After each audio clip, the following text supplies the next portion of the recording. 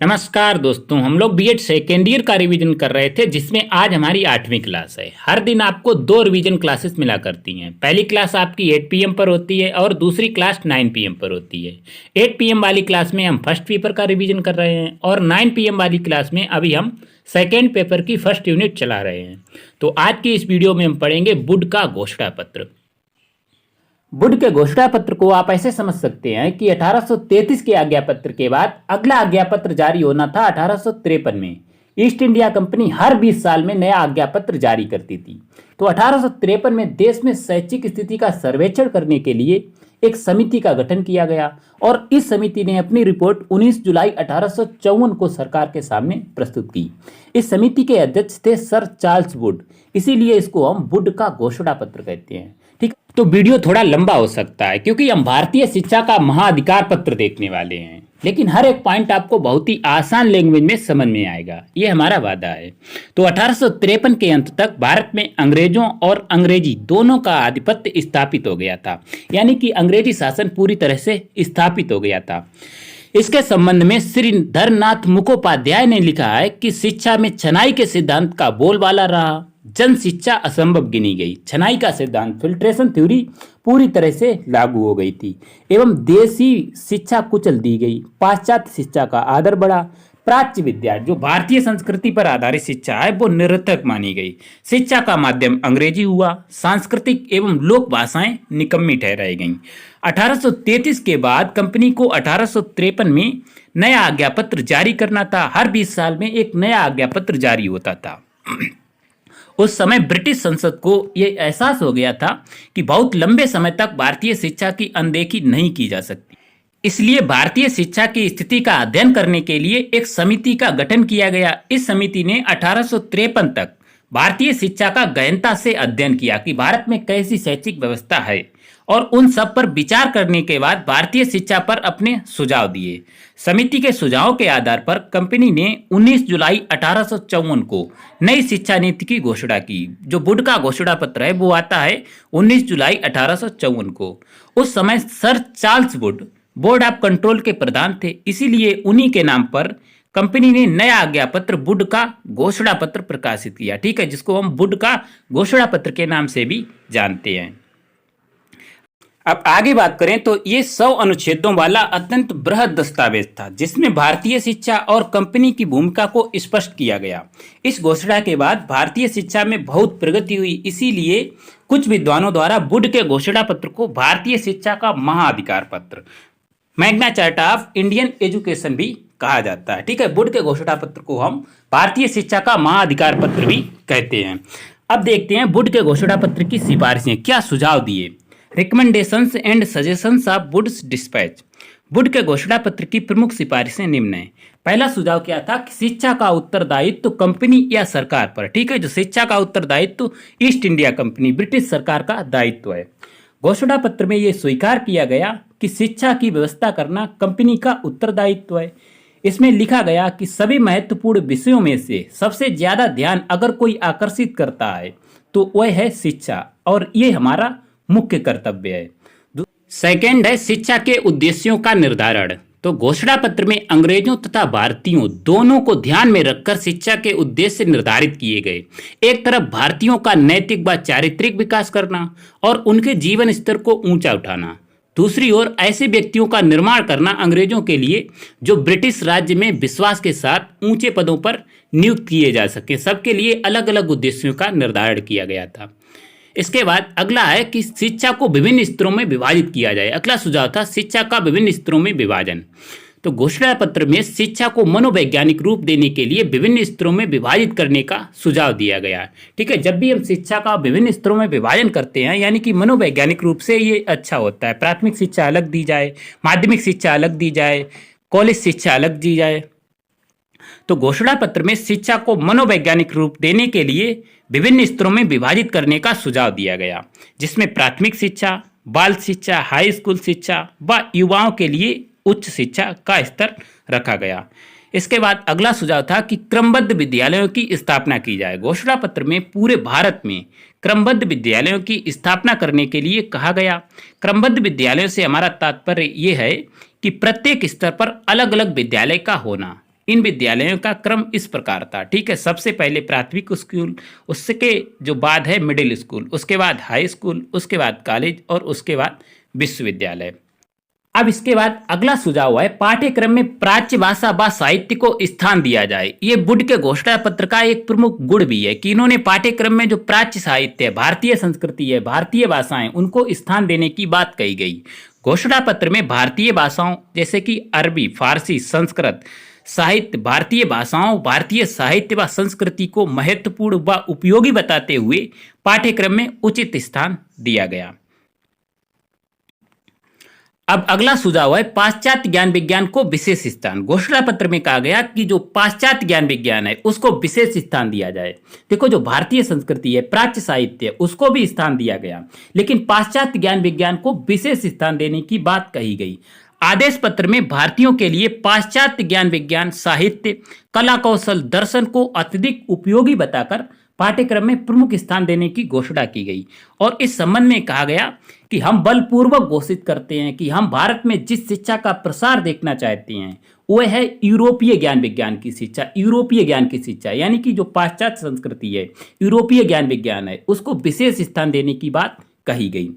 अब नेक्स्ट है प्राथमिक शिक्षा का माध्यम देसी भाषाएं व अंग्रेजी। ये बुड के घोषणा पत्र का एक प्रमुख गुण भी है कि इन्होंने प्राथमिक स्तर पर देसी भाषाओं, क्षेत्रीय भाषाओं का भी ऑप्शन दिया था। हालांकि अंग्रेजी भी थी। अब बच्चे छोटे हैं, उनको जब हम क्षेत्रीय भाषाओं में शिक्षा देते हैं तो वो उनको आसानी से समझ में आएगी। इसीलिए ये बुड के घोषणा पत्र का एक प्रमुख गुण भी है कि प्राथमिक शिक्षा का माध्यम देसी व अंग्रेजी भाषाएं। घोषणा पत्र में प्राथमिक स्तर की शिक्षा के लिए देसी भाषाएं, क्षेत्रीय भाषाएं यानी कि व अंग्रेजी माध्यम दोनों को स्वीकार किया गया। और ये कहा गया कि हम यूरोपीय ज्ञान के प्रसार के लिए अंग्रेजी भाषा और भारत की देसी भाषाओं को शिक्षा के माध्यम के रूप में साथ साथ देखने की आशा करते हैं। अगला है उच्च शिक्षा का माध्यम केवल अंग्रेजी भाषा। घोषणा पत्र में कहा गया कि उच्च शिक्षा का माध्यम केवल अंग्रेजी भाषा होगी। ये बुड के घोषणा पत्र का एक प्रमुख दोष भी है, क्योंकि जब आप भारत में शैक्षिक व्यवस्था चला रहे हैं और भारतीय भाषाओं का बिल्कुल स्थान नहीं दिया गया उच्च शिक्षा में। घोषणा पत्र में माना गया कि प्राच्य भाषाएं, भारतीय भाषाएं इतनी विकसित नहीं है कि उनके माध्यम से पाश्चात्य ज्ञान विज्ञान और उच्च स्तर की शिक्षा दी जा सके। इसीलिए उच्च शिक्षा का माध्यम केवल अंग्रेजी रखने का सुझाव दिया गया। इसके बाद नेक्स्ट है जन शिक्षा का विस्तार। तो इस घोषणा पत्र में यह स्वीकार किया गया कि भारत में निस्यंदन सिद्धांत, जो फिल्ट्रेशन थ्योरी है, उसको समाप्त कर दिया जाए। उसको समाप्त करने का सुझाव दिया गया। छनाई का सिद्धांत क्या कहता है कि शिक्षा समाज के केवल उच्च वर्ग में को दी जाए और शिक्षा जो है छन छन कर अपने आप ही निम्न वर्ग में आ जाएगी, क्योंकि शिक्षा प्राप्त करना प्रत्येक व्यक्ति का जन्मसिद्ध अधिकार है। इसलिए शिक्षा की व्यवस्था सभी वर्गों के लिए की जाए, सभी व्यक्तियों के लिए समान रूप से की जाए। जन शिक्षा को प्रोत्साहन दिया जाए, प्राथमिक एवं माध्यमिक स्कूलों की संख्या को बढ़ाया जाए तथा गरीब छात्रों को आर्थिक सहायता प्रदान की जाए। गरीब छात्रों के लिए आर्थिक सहायता प्रदान करने का सुझाव दिया गया था। नेक्स्ट है शिक्षकों के प्रशिक्षण पर जोर। इसमें आप ऐसे लिख सकते हैं कि जब भी हम एजुकेशन की क्वालिटी को बढ़ाना चाहते हैं तो टीचर्स ट्रेनिंग जरूरी होती है। बुड के घोषणा पत्र में शिक्षा की गुणवत्ता को बढ़ाने के लिए शिक्षकों के प्रशिक्षण पर जोर दिया गया था। नेक्स्ट है शिक्षा को रोजगार से जोड़ने की व्यवस्था। तो शिक्षा के द्वारा रोजगार बढ़ाने की घोषणा की गई।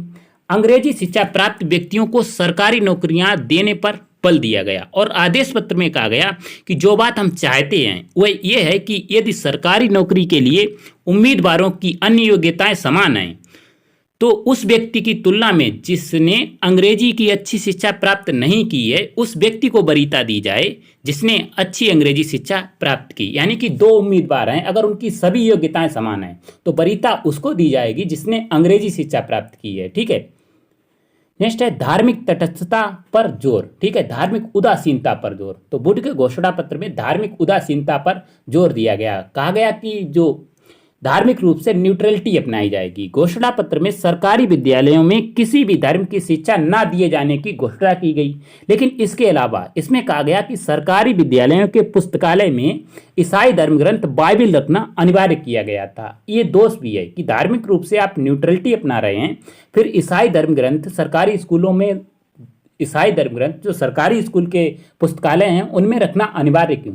तो धार्मिक रूप से अस्पष्टता थी। ठीक है, इसको हम दोषों में देखेंगे।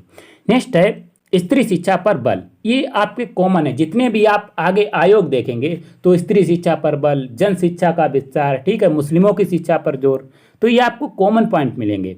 इस घोषणा पत्र में स्त्री शिक्षा के महत्व को स्वीकार किया गया और स्त्री शिक्षा को प्रोत्साहन देने के लिए बालिका विद्यालयों को सहायता अनुदान देने के लिए कहा गया। जो व्यक्ति स्त्री शिक्षा के लिए सहयोग देंगे उन्हें प्रोत्साहित करने का सुझाव दिया गया, प्रोत्साहित करने के लिए कहा गया। इसके बाद अगला सुझाव है कि मुस्लिमों की शिक्षा पर जोर दिया जाए। तो घोषणा पत्र में स्वीकार किया गया कि मुस्लिमों की शिक्षा का स्तर निम्न है और उस पर विशेष ध्यान दिया जाए।